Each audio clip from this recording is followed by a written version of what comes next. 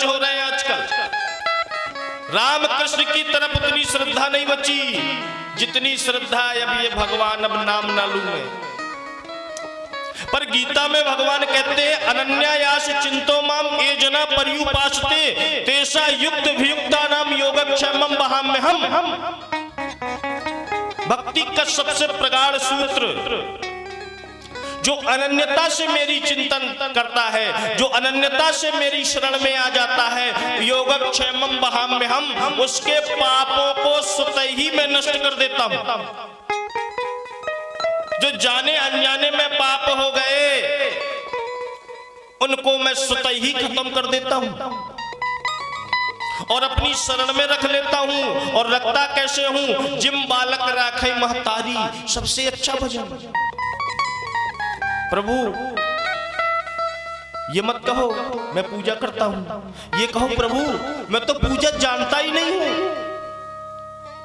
ये मत कहो कि मैं प्रभु आपको सुंदर सुंदर पुष्प चढ़ा रहा हूं।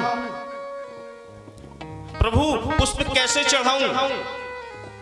मुझे तो पता ही नहीं कि आपको पुष्प कौन सा पसंद है, फल कौन सा चढ़ाऊं, सामर्थ्य ही नहीं है।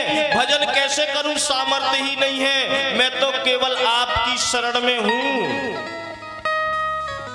अब चाहे आप मुझसे भजन करवाओ, चाहे नाम जाप करवाओ, चाहे कथा का श्रवण करवाओ, चाहे तीर्थाटन करवाओ, मैं तो आपके ही भरोसे हूं। मैं राम जी के भरोसे हूं, राम भरोसे हूं। आप जो कराओ मैं तो करने को तैयार हूं। हट भक्ति नहीं। जनक की सभा में जो राजा बैठे हैं वो हट से सीता को पाना चाहते हैं।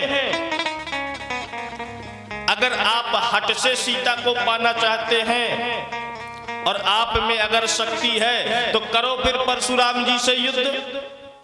आ गए सभा में।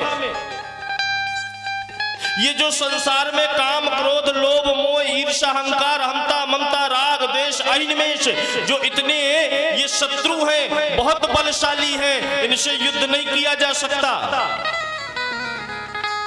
इसलिए भलाई इसी में है कि हाथ जोड़ करके परशुराम जी का स्वागत करो और उनका क्रोध शांत होने पर वो स्वतः ही चले जाएंगे तो आप लोग भी अपने अपने राज्य को चले जाओ।